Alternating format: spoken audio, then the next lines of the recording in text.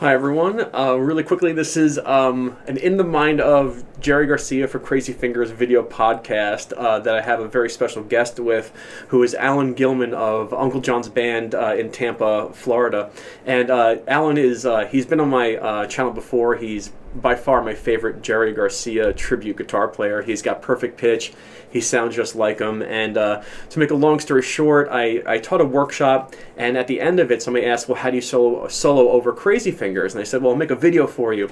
And it happens to be my wife's favorite song as well. And right when I pretty much was going to start filming it, I got a phone call from a film crew who wanted to interview me for this Grateful Dead world kind of documentary and how their music affects people. And I heard through the grapevine that Alan was in it, so I called Alan and we talked about that, and I said, hey, why don't we get together? I'm about to shoot a film for In the Mind of Crazy Fingers, and how about, instead of me just describing everything, you sit with me and he plays, and we talk about his approach to it. And so we did that, and it turned into about a 40-minute conversation. Lots of talking, lots of playing, and also just deriving what happens. Now, because this ended up being a video podcast, what I'm going to do is separately film, linked below in the comments and in the description, and In the Mind of Jerry Garcia for Crazy Fingers, which was based on my original assessment and my conversation with Alan, and that way it's a more succinct guitar lesson for you. But if you want to see me and Alan talking about Crazy Fingers and how to solo over it and what makes it very special, please watch this, because we had a lot of fun. There was a lot of great playing from Alan, and I kind of really enjoyed just being able to sit there and play the chords while Alan played and listen to him. It was a lot of fun. So watch this video podcast, and if you want to learn specifically how to solo over Crazy Fingers in higher detail, there'll be a video of In the Mind of for Crazy Fingers linked in the comments section and in the description section below. All right, thank you so much. Hope you enjoy the following 40 minutes of guitar-tainment. All right, bye-bye.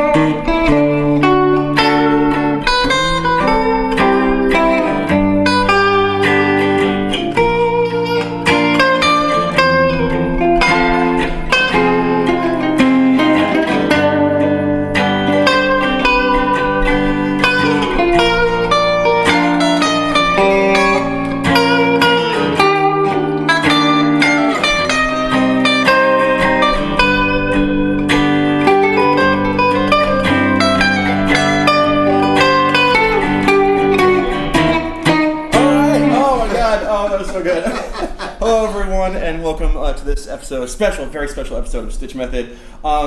We're going to learn how to be improvising over Crazy Fingers, but before we get there, if you don't like talking, then you can turn this video off, because we're going to talk for about 5 minutes before we get there. Hello, Alan. Hi. I'll let you know this is Alan Gilman from my favorite Grateful Dead. Do you call it a tribute band? Is it a tribute band? I guess it's tribute. Yeah. Oh my God, Uncle John's Band. This guy, he's been on my channel. We have a podcast together. We talk about how much I hate you because you have perfect pitch. No, I love his playing. His playing is as close as you can get to Jerry Garcia's playing. I've seen you several times, and every time I'm just like, this is it. I can just sit here and listen to this all the time. So how you doing? Good. Okay, you excited to do this? Oh yeah, very much. Awesome. No, he is. You can see just by the opening jam how amazing it is to sit next to it. Now, I know that I for StichMethod, I sit with a song and I analyze its chords and I listen to what Jerry does. And the reason that you're on this channel is a whole big chain of events as to why I'm sitting next to Alan. So I'll speak a little more. So I had a guitar workshop several months ago, and I asked some questions. I had people ask questions at the end. Somebody said, well, how do you solo over Crazy Fingers? And I said, oh, I'll make a video for you. So that was on my checklist. And then turns out that Alan is such a good Jerry guitar player and just a great guitar player that him and I don't know why I'm in the film, but him and I got called to be in a documentary about the Grateful Dead's, how do you describe it? The phenomenon. The phenomenon. Yeah, I guess so. Like, everything left behind in the culture and the people and the feelings of the Grateful Dead. So him and I have been interviewed for this documentary, and it was really cool because they called me and they said, "Hey, we got to get to you a little bit later because we have to talk to someone else who's a little bit north of you." And I said, "Okay." And they said, "Do you happen to know Alan Gilman?" And I was like, "Yeah, you picked the right guy." I'm like, "You picked the right guy to interview." So you're in it talking about your role and everything. Yeah, they asked me a lot of questions. A lot about the relationship that the band has with our fans and how it parallels a little bit what the Grateful Dead community is about and everything. Yeah, sort of on the social nature mostly. Oh, absolutely. Same here. But your fan base is awesome. And I've been to several of your shows, and everyone it's like being at a Dead show. And they asked me questions about teaching the stuff and the vibes. And anyway, that movie will come out soon. But I said, "Oh, you know what? Yeah, I remember when you and I did our podcast. You would send me some audio from the band, and on it was a brief clip of Crazy Fingers. I remember you sewing on it. I'm like, oh, you know what? This would be so good. Instead of me listening to Crazy Fingers 45 times and picking out, what if I just get Jerry himself, literally? But again, like Alan here has perfect pitch. You've played thousands of shows. Thousands. He has the experience, and instead of me listening and sitting there in my office and putting on headphones, I said, well, let's get together and play this song, which happens to be my wife's favorite song. And so I hope that you enjoy this video. I hope you like the song, and let's talk about soloing over Crazy Fingers. Sure. All right, so first let's just briefly, what's the chord progression here? Chord progression. Over the solo part. Yeah, we're going to talk about just the solo part. You can look up the chords for everything. Yeah, sure. Yeah. So? Okay, solo part starting off in D. And the key signature, like Jerry comes into it's a slide that comes up to the D, and usually up in the high position. Right. So he's up here, 12th position playing. And what's nice about it is because your G chord follows, and you basically have it right there where your C and G chords overlap in that position. Absolutely. And really quickly, I know the camera's far away, and after this video, after we shoot this video, I'm going to watch it. If I need to splice in like what Alan's talking about close up, I will. I hope they trust me to do it. One quick thing I want to talk about is this song, before we're going further, it changes keys everywhere. I mean, we do have a D, C, and G right at the beginning. We go, okay, well, that's going to be the key of G pretty much. It's a 1, 4, and 5, and I'm predicting some sort of D mixolydian scale, G major scale-ish connecting those three chords. Sure. Then after that, all hell breaks loose. Yes. Right, and we'll talk about that. And so we're going to use Alan here as like as a conduit to channel Jerry, and I'm very excited. Okay, so I'm going to play those three chords, and I want you just to improvise on those three chords, and we'll talk about what you did. Is that cool? Okay, 1, 2, ready.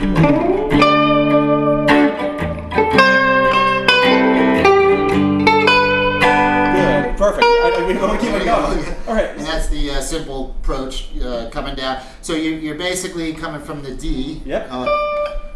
Your target is a G right there. Yes. And it's kind of like the basic melody of the song. Yes. So you're basically using a simple scale G where your D is descending down to the G. Yep. And then you're coming right back up to the B.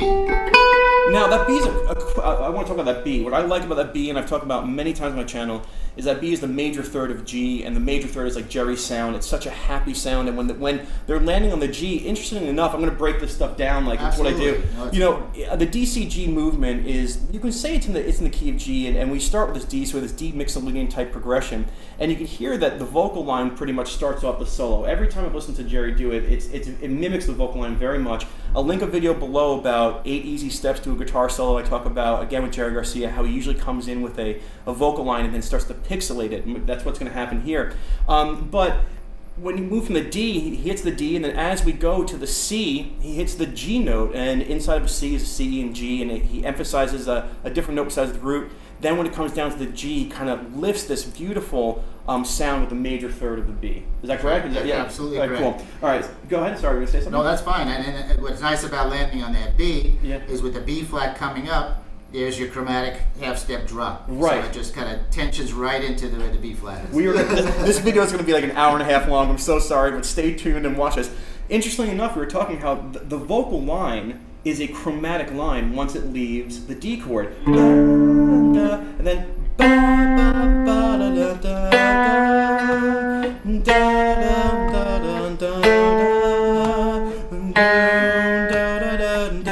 so whoever wrote this, this. I mean, probably a lot of acid involved or something.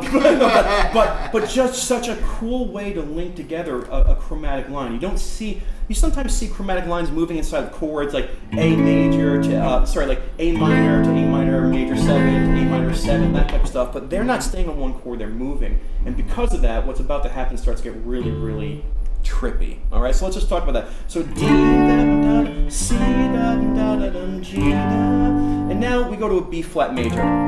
What kind of lick does Jerry usually put on top of that? Or what do you put on top of that too? Well, the basic lick, and I'll change everything. I try not to do anything the same, but usually when I start out, people want to sort of hear that signature, and I'll go there. And it's really the same exact pattern. It's just basically a whole step down. Right. Okay, and this is what confirms my, thank you so much. This confirms my suspicions, which is, I have a funny feeling they move from the key of G, like D, C, G, and when they go to the C, right at the C, really, you have this teetering point where, as you go to the B flat and F, they switch over to the key of F. It's pretty much a symmetrical line, but brought down a whole step. And so you can see here now, if you watch StichMethod, you know this stuff is coming. I'm going to talk a lot, but you can see the 5, 4, 1 progression there, and then really you go to B flat and you have the C that was in it, but B flat F is really like a 4 to 1, and he kind of moves everything to the key of F. I was wondering if it was going to be a B flat line or an F line, but I really think it's an F major. And again, then we're landing on an F again. That's right. And you're probably going to stay within those same kind of notes as well. All right, let's demo it first. Do you mind taking it from the D? From the beginning again? 1, 2, ready, and...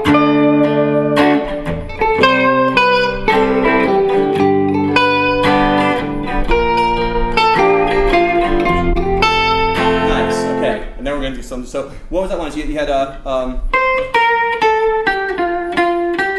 Yep, the little box there again with coming up to the third of the F. So F, G. Good. All right. So again, I have a funny feeling we're splicing things in here, and it's like you and I just got to make tons of videos because I just love listening to you play. It's awesome. Okay, so here, just really quickly, D, C, G. Jerry's using a D mixed Lydian scale, and he is punching some chord tones. And as it moves to the B flat and the F, it kind of is like 2/3 of a key change into the key of F. B flat to F being a 4 to 1. So he's soloing an F major and at the same time hitting chord tones, right? Correct. After we get through this and survive this, we're going to talk about all those little Jerry things that you do, which that's what I'm in love with. Okay, so. Now, the next chord that shines up to it, that gets there, is an F minor, interestingly enough. So, what happens on the F minor chord? Well, you're here at the third here, so that third has got to become minor, and so that's where you get your A flat right there. Yes, and that's the difference between an F major, A, F minor, A flat, and that's what Mr. Allen is talking about. And then they usually like just a little kind of a minor third to the 4 type thing, or like. That's right. Yeah, that's he keeps it simple. And now I've always wondered, what is he doing in there? What other licks do you usually put in on top of that? Yeah, a lot of what he's doing in Crazy Fingers is kind of what he does in his own way when he does any scale, and that's kind of reversals. Oh. And that's what I find most interesting. What do you mean by reversal? This is reversal fantastic. Where, say your target note is here at the A flat. Yeah. So,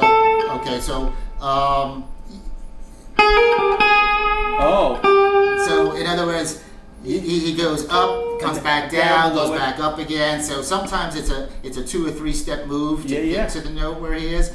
In the simplest sense, what he does, and the way the melody goes, it goes right down to A flat. Yeah. Sometimes it could be an arpeggio that comes up and down into the note too. Yes, and that was an F minor arpeggio. That's an arpeggio. So let's play up to that point. Okay. It's going to be a long video, but I hope you're enjoying this because it's like literally sitting next to Jerry right now. It's fantastic. 1, 2, ready, and...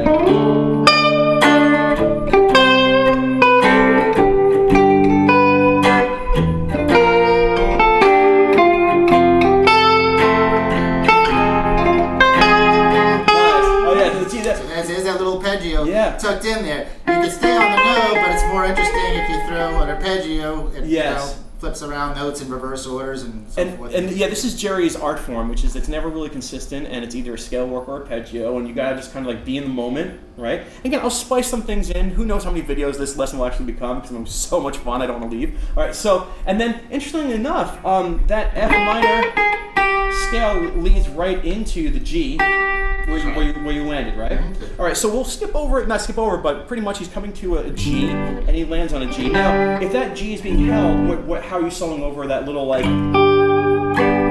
Well, there's a few different things you can do. What he does a lot of times, climbing back up to where I want to be, let's say when I'm down there. Yes. So it's, again, a lead-in tone to the tone where you're targeting it. So if I want to get onto that third, I might slide the G up and then come back to the B. And I noticed this. I love. We got to do a masterclass together. I'm saying, okay. So again, I listen to a lot, and I know that like the rhythm section has the G to the suspension, the G+4, which is the C, and you do hear Jerry either come up to that C or even go, and then climb a G major scale. Take that B and bend to C, and come back down to that major third and get ready to reset. All right, that's awesome. So let's play up until that because I just want to hear it again. So so what I'm going to do, and now Alan here has perfect pitch and he's played this a million times. So I'm going to almost act like a rowdy fan. I'm going to just be shouting out like what's happening as he's doing it. So you can ignore me. D-Mix zone! But for the audience at home, okay, you ready? So 1, 2, ready, and G major scale with a D. C chord tones, that is the G. F major scale on the B flat, F major scale on the F chord tones, F minor, back to G, resetting with a suspension. Yes! Was that weird for you? No. That was so cool. I feel like a sportscaster, like a real time when he's going to the suspension park here. Everyone look for the G chord. That was fantastic. I like the band suggestion better. That was so funny. All right, so now we get to the next part. Now this is where things start to get really weird again because now we have this new chord coming in. Not new chord, but it's a B flat major. Okay, we've seen it before. Then B flat minor, and it's like, what in the world? And so before we begin, I have a creeping suspicion, like B flat major. I feel like it's gonna be chord tones with a B flat major scale. It's such, or which is also a G minor scale, but it's such a noticeable like. It's a change where I feel like there's enough room in that change where Jerry can reset his scale and do something like B flat major-ish. But then we have this B flat minor, which I have a funny feeling is going to be chord tones, maybe B flat minor scale, and then we'll talk about what happens next. Is that pretty much what happens? Pretty much, yeah. Okay. Go ahead. Yeah, so we're up on that B again, so with the B flat coming into play, that's where you want it to be. Yeah. That it kind of falls into the B flat. So it's yes. Oops, sorry. No, okay. No. So, sorry. That's okay. There's your minor there, B flat. So B minor. Yeah, there. Oh, so that was pure B minor chord That's tones. a B minor chord tone. So what did you do for the B flat major? That was really interesting. Well, B flat major, again, if you're in this C shape chord? C shape chord here, but down B flat, right? Right. Then right, yeah, okay, you got it, yeah. Okay, so he was using... Okay, so the B flat here, in this position. Fantastic. A minor chord, which is actually the same as your D minor chord. No. You're right. Yeah. The D minor shaped chord. I just want to say, like, no, I gotta explain something. In the movie that you and I both shot, who knows, like, Bobby or whatever, but like, the idea is they said, what makes Jerry's playing so special? And I said, well, when I'm teaching it, I'm teaching people who believe and know it's magical. But then when you break it down to its parts, it becomes very logical. But then when you really learn how it works, it becomes magical again. I don't want to be breaking this down to make it sound like, well, this is what Jerry's doing, and it's so like easy to understand. No, there's pure magic behind this. We just have the ability. You have the ears to do this, and I guess I have the mindset. You do as well, but just to see what's really happening and bring it to you so you can really experience this stuff. So what Alan just said is fantastic. It's a B flat major chord, and I might make a sheet. I make these charts, and I might make a sheet for like what we're discussing so you can follow along. But on the B flat major, he's really just playing like the B flat major scale, the C shape, like. And if I know Jerry, he's probably going to blend the major third and the minor third. Something like that. And then when it comes to B flat minor, he just looks, there's that D minor shape. And there is a pentatonic that you can associate with it. But who knows how many notes you're going to put in that. So really, on that B flat minor, we're going to say a B flat minor arpeggio. I don't think anyone's going to yell, time out, play more notes in the B flat minor. I think just a B flat minor arpeggio. And what comes next now is really interesting to me. Okay? Yeah, after that, you're going to come into the E flat major 7. Okay, so now, here's what I think. Just like, okay. Yeah, go ahead. I always teach like the last, with Jerry, and I could be wrong. And if I'm wrong, let me know. But with a Jerry, it's the last note out of your mouth when describing a chord that becomes a very important target note to him. So when I have an E flat major 7, that major 7 is the note. So E flat major 7, that'd be a D. Now, does he hit a D a lot? All right, because it wouldn't be an E flat major 7 if Jerry didn't want it there, or he didn't he knows how to kind of like milk it. So an E flat major 7, it's the notes from E flat, but we're adding a D on top of it. Here it is here. Sorry, if I can play guitar, it'd be great. Here, there it is. And so this note, I have a creeping suspicion is in this playing. And so what I want to do, let's reset and let's play all the way through, and we'll talk about the C minor and G afterwards. But we're going to do a whole entire round of it. I'll point out the E flat. I'm not going to do all my commentary, but I'll point out that part, and then we'll talk about what happens afterwards. So starting again from the D. 1, 2, ready. All right, welcome back. I missed my F minor chord, so we're going to do that again. Take 2. I'm in awe. Here we go. I just put that one back. 1, 2, ready.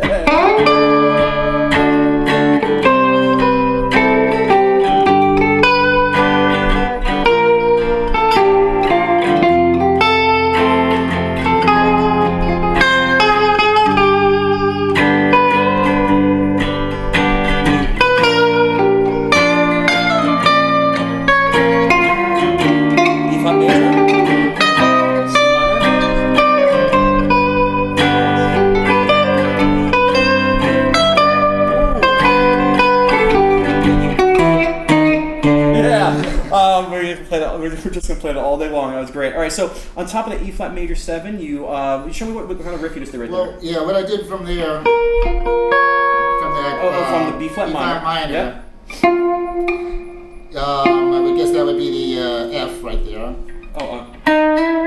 Yes, okay. So the F can actually slide up to the G, which is going to be your 3rd. In E flat major. Oh, yes.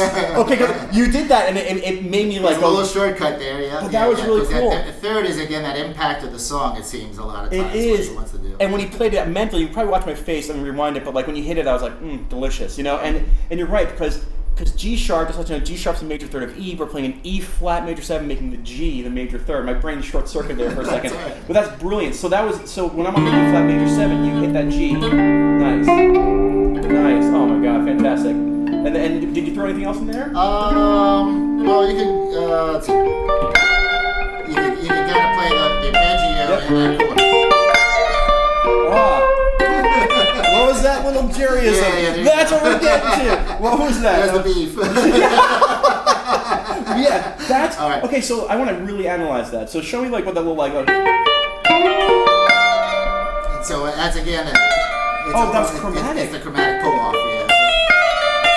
Okay, no wonder I can't. I'm sorry. You need lots of dripping delay when you do that. Oh yes, you did. And I'm sure.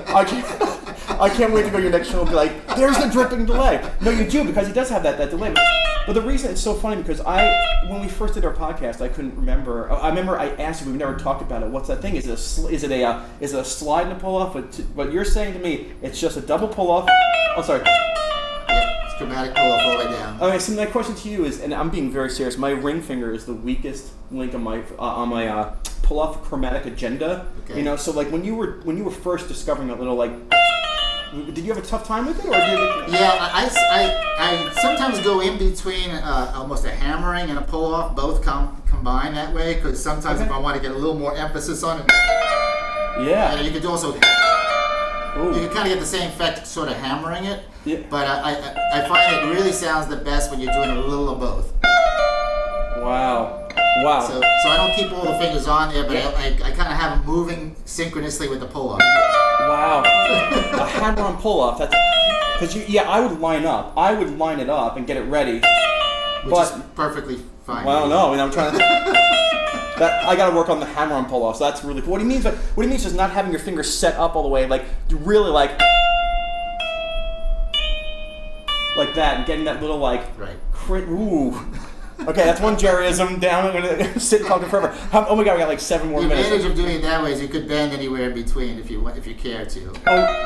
Oh my God. And how did you learn that just from listening and saying like sort of a little bit, yeah. Just listen to what's going on with the tone. Oh, sorry, actually. But that's Jerry. That's that's incredible. It depends on what the audience is doing, which way you want to go. All right, awesome. No, oh, they're looking like they're having fun. Let's have some fun. All right, so we're nearing the end here. So we have the E flat major 7. You did an E flat major arpeggio with. Oh, and that's one thing I want to talk about. Is interestingly enough, this arpeggio. So really, E flat. Give me 1 second. It's really a 2 flat 2 set 1 to flat 7 pull off, and like. Yeah, it's coming down to the majors. 7. Wow. Okay, because like I always associate this with like a 5 to the 4 to the 5 flat 5 4 major 3rd type thing. Mm-hmm. But here he's doing the same technique, but on the major 7. Now this is key here. On the major 7th chord, he's pulling off to the major 7, which in line, here's an E flat major 7, here's my major 7, here's my 1, my flat 2, my 2. So he gets us. And that to me, like when you did that one, that was the one that I think that I associate with Jerry the most. So I'm going to start throwing in that everywhere. I'm going to be writing songs that are all major 7s, okay? All right, so then we get to the C minor. Now, I have a little idea about what happens here from my short time studying it. E flat major 7. All right, so if I look at an E flat major 7, that's got to be, in terms of music theory, it's going to be 1 chord or a 4 chord. I'm just going to go through how I think about this. So that means that it's either the 1 of the key of E or it's the 4 of B flat. And what I see here, B flat major, and then I see that the 2 chord is a C minor. And so what I'm thinking here is that the E flat major and the C minor are going to share the same scale. Exactly. They do. They do. I'm telling you, we did not reherse this. So this is important. So the E flat major is a 4, and we're going up to, well, it's a 4 to a 2, and so they're going to be sharing the B flat major scale. So when you dance on that E flat major 7, you're going to be using the B flat major scale to connect notes. That makes so much sense. You're going to be using the B flat major scale to connect your E major 7 and your C minor with probably C minor arpeggios. Is that correct? That's right. All right, can we take it from the E flat major 7 to the C minor? 1, 2, ready, and. And back home. So what was that little riff there? God, it was so good. Well, we're you're coming off that C minor chord. Yep. So basically, so you're bending the C up to the D. We're still in that. We're sort of hinting at the G scale right there when we bend from the C to the D. Okay. Which happens to be the 9 of C anyway. Well, it's also the 2 of B flat. So yeah, it works. It works with all absolutely. Wow.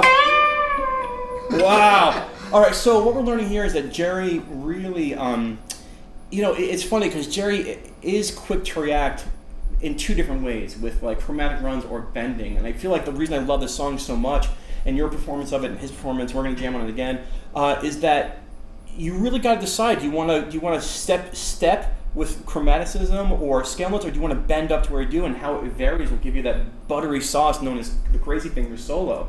All right, so before we get there, this is the solo section. Now, and we got to go in a couple seconds. Oh my God, it's going to be a half-hour video. All right, and so, make a long story short, the first 3 chords are going to be in G major or D mixolydian. You're going to be hitting your chord tones on the way down. The B flat to the F section, you're going to be using the F major scale, but you're going to be using your B flat arpeggios and your F major arpeggios. Then you're going to get to an F minor arpeggio made with a little bit of F minor scale. Then you get your B flat major, you have your B flat major scale and arpeggios, you have your B flat minor, and that really was just a minor arpeggio that we kind of sunk into. Then it gets to the E major 7, and you can really emphasize all the notes of an E chord plus the major 7th. You can do that awesome pull off from a 2 down to the 1, 2 down to a 7. It goes to the C sharp minor, but you're in that same B flat major scale. And you can bend up to that D as he does. That's like the Jerry sauce. And it also makes a suspension right there. And back to the B. And I'll be maybe make a second video or slicing in. Maybe it's part 1 and part 2. But what we're going to do is, before I have you take another solo, what we're going to do is we are going to jam again, but I want to make sure you understand that the first solo that Jerry takes usually is a vocal line, and then he starts really going crazy on this stuff. So let's do it one more time. All right? All right. Okay. Here we go. All right? All right. So, we had a lot of fun. Here is the solo that we promised you. 1, 2.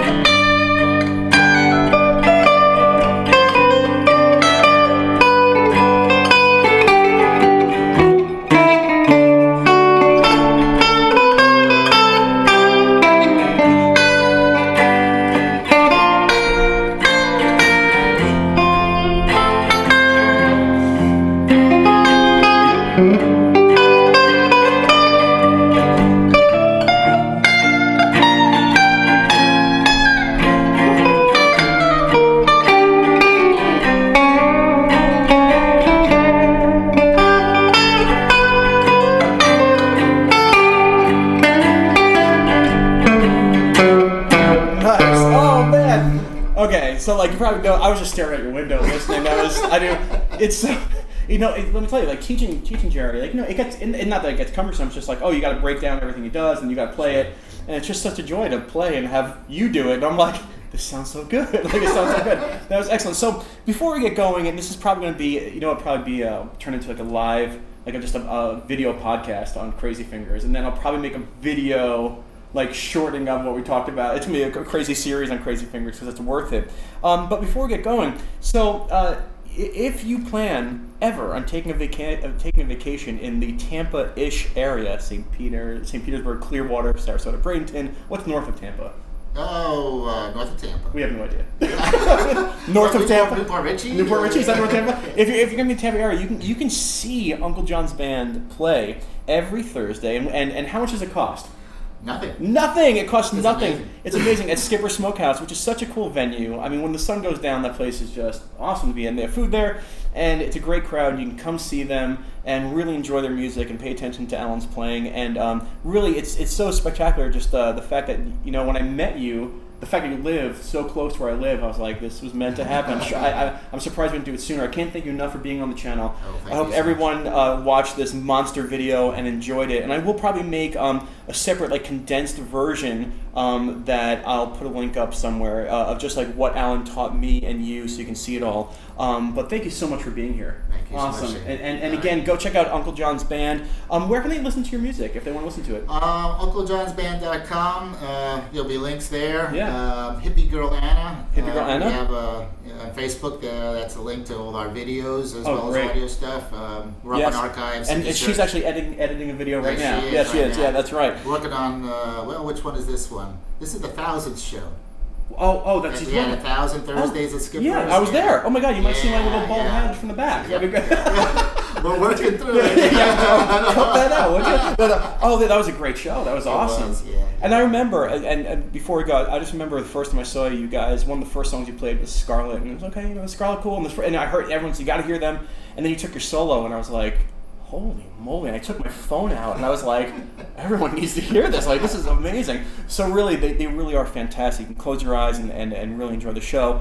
Thank you again for being here. Thank you for watching the whole thing. Hope you enjoyed our video podcast on Crazy Fingers soloing with Alan Gilman and Ian Stitch. Rock and roll. Bye-bye.